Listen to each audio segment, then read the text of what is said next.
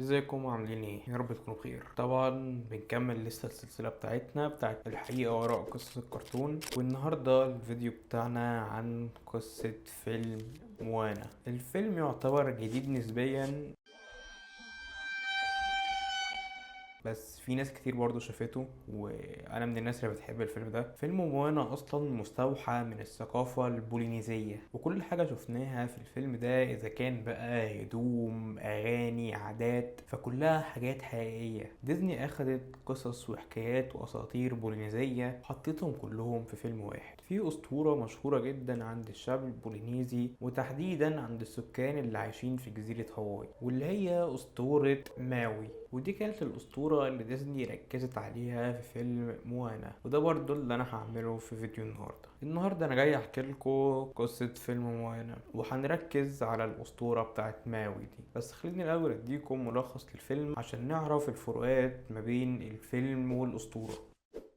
في البداية بيحكولنا إن ما كانش فيه حاجة في العالم غير المحيط، ومن نص المحيط طلعت الجزيرة الأم واللي اسمها تيفيتي، وبسبب قلبها القوي قدرت إن هي تكون جزر، والجزر دي طلع منها الحياة. وفي يوم من الأيام في واحد اسمه ماوي بيسرق قلب تيفيتي، لكن القلب بيضيع من ماوي في المحيط بعد ما وحش النار واللي اسمه تيكا بيهاجمه. بعدين بيعرفونا على الشخصية الرئيسية في الفيلم، واللي هي شخصية موانا. موانا كانت بنت قائد الجزيرة، واللي كان بيميزها عن غيرها انها بتحب المحيط جدا، وكان عندها فضول تعرف ايه اللي ورا المحيط علشان كان عمرها ما طلعت من الجزيرة اللي هي فيها. وده كان بسبب ان سكان الجزيرة خايفين من وحش النار تيكا، والطريقة الوحيدة ان حياتهم ترجع طبيعية تاني انهم يرجعوا قلب تيفيتي ليها علشان وحش النار يختفي. وانا بتبدأ تدور على ماوي علشان يرجع معاها القلب، وفعلا ماوي وافق، ويروحوا هما الاتنين يحاربوا وحش النار علشان يرجعوا قلب تيفيتي ليها، لكن بيفشلوا. موانا بدأت تحس بالإحباط، لكن روح جدتها بدأت تقنعها إنها تحاول تاني وترجع قلب تيفيتي ليها. موانا وماوي يروحوا تاني عشان يحاربوا تيكا، لكن موانا بتكتشف إن تيكا مش وحش أو حاجة. تيكا هي تيفيتي، لكن بعد لما فقدت قلبها وما بقتش ترحم حد. وانا بترجع قلب تفيتي ليها، وبترجع تفيتي زي الاول، وبرضه الحياة على جزر الهواي بترجع زي ما كانت. دي كانت قصة موانا اللي ديزني بتحكيها. ودلوقتي خلوني اقول لكم قصتها الحقيقية، واللي هي مش حقيقية قوي علشان احنا زي ما قلنا في الاول دي اسطورة. نبدأ قصتنا بشخص اسمه ماوي، واللي كان إنسان طبيعي مولود في جزيرة من الجزر اللي موجودة في المحيط الهادي. لكن في يوم حصل له حاجة غير طبيعية، والحاجة دي غيرت حياته للأبد. الأسطورة دي بتقول إن في يوم من الأيام ماوي وأخواته يروحوا رحلة صيد. في الرحلة دي قدروا يصطادوا سمكة عملاقة، لكنهم ما كانوش عارفين إن السمكة دي مش سمكة عادية، كانت سمكة عندها قدرات خارقة بسبب واحدة اسمها نماكة. وكلمة نماكة في الثقافة البولينيزية يعني ملكة المحيط، والسمكة اللي لقاها ماوي واخواته كانت بتاعة ملكة المحيط. لما ماوي طلع السمكة من المية راح قسمها نصين، ولما قسمها حصل حاجة غير متوقعة خالص. السمكة دي طلع منها قوة خارقة، والقوة دي شكلت 4 جزر جديدة، واللي هما هواي وماوي وهواهو وكواي. وبعد لما ماوي أنشأ الجزر الجديدة دي، الناس حسبته إنه إنسان خارق، وبدأوا يعظموه ويعملوه معاملة أحسن من بقية البشر، مع إنه كان إنسان طبيعي خالص. واللي عمل الليلة دي كلها كانت السمكة. بعد فترة ماوي بيبدأ يصدق إنه فعلا عنده قدرات خارقة، وصدق برضه إن هو اللي كون الجزر. من الناحية التانية بقى ملكة المحيط واللي اسمها نماكة كانت زعلانة جدا إن ماوي وإخواته قسموا السمكة بتاعتها نصين. كانت مصرة إنها تلاقيهم وتقتلهم. نماكة بتتحول لوحش، وبدأت تعمل أعاصير وموج قوي في المحيط، لدرجة إن سكان جزيرة هاواي بطلوا يصطادوا. وحسب الأسطورة دي فالصيد كان شيء مهم جدا عند سكان جزر الهواي. وخلينا افكرك ان لو القصة لحد دلوقتي عجباك متنساش تعمل اللايك شير وسبسكرايب وفولو على الانستجرام والتيك توك.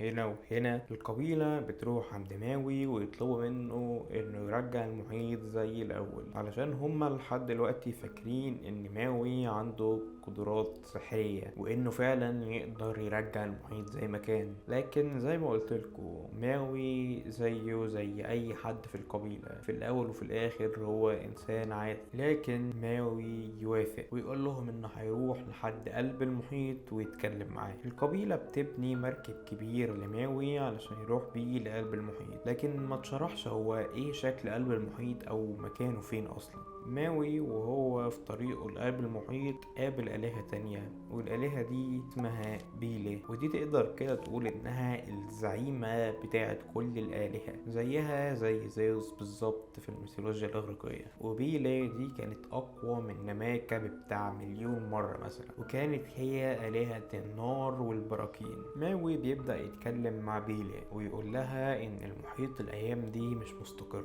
وان كل شوية يحصل في الجزيرة بتاعته أعاصير. بعد لما ماوي خلص كلامه بيلا فهمت ان كل اللي بيحصل ده بسبب ملكة المحيط او نماكة، وقالت لماوي انها هتحل الموضوع ده. في البداية نماكة وبيلا بيتكلموا مع بعض عادي، لكن الكلام بيبدأ يشتد ما بينهم وتقوم ما بينهم معركة لمدة ايام. وطول فترة المعركة الناس اللي عايشين على الجزر اللي في المحيط الهادي حسوا بتقلب في الجو، والمفاجأة ان نماكة قدرت تكسب بيلي مع ان بيلي كانت اقوى منها. روح بيلي بتحول لبركان كبير اسمه كيليويا، واللي بيبقى موجود في هاواي، والبركان ده يعتبر من اكتر البراكين النشطة في العالم. وعلى حسب الاساطير ان البركان ده نشط لحد دلوقتي علشان روح بيلي لسه مقهورة من طريقتها من نماكة. ماوي كل ده قاعد في نص المحيط مستني ملكة البراكين ترجع له، لكن لما لقى ان الموضوع طول عرف انها ماتت. وفي يوم راح ماوي واقف في نص المحيط وقعد يصرخ وينادي على المحيط، لكن برغم كل المحاولات دي المحيط مردش عليه. والمقصود هنا بالمحيط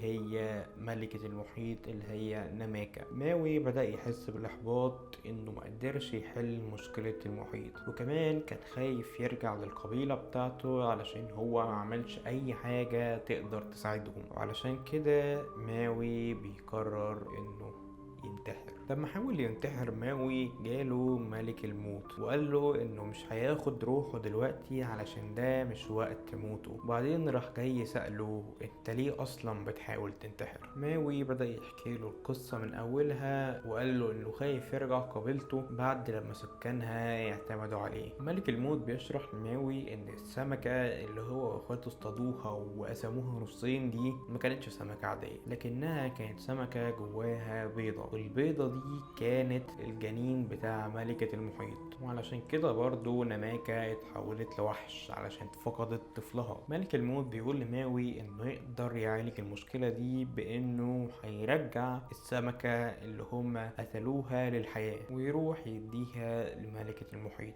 وفعلا ملك الموت بينفذ كلمته ويرجع السمكة دي للحياة، وماوي يبدأ ينده تاني على نماكة، والمرة دي بترد ويروح هو قايل لها ان السمكة بتاعتها رجعت تاني. تشكر نماكة ماوي وبترجعه لجزيرته باستخدام قدراتها السحرية. وبعد كده الاجواء في المحيط بترجع زي ما كانت. بس كانت نهاية قصتنا بتاعت النهاردة، وأظن كلنا نقدر نشوف التشابه ما بين قصة الفيلم والأسطورة بتاعت البولينيزيين. التشابه هنا إن الجنين اللي كان في بطن السمكة اللي في الأسطورة يعتبر هو قلب تيفيتي في فيلم موانا. التشابه التاني إن لما ملكة المحيط اتحولت لوحش لما فقدت ابنها او جنينها، نفس الكلام اللي حصل لتفيتي لما ماوي اخد قلبها. ممكن يكون في حاجات تانية انا ما خدتش بالي منها، فلو انتوا خدتوا بالكم من حاجات تانية تقدروا تكتبوها تحت في الكومنتات. كلمتين كده بس عايز اقولهم، ان الفيوز والتفاعل على الفيديو اللي فات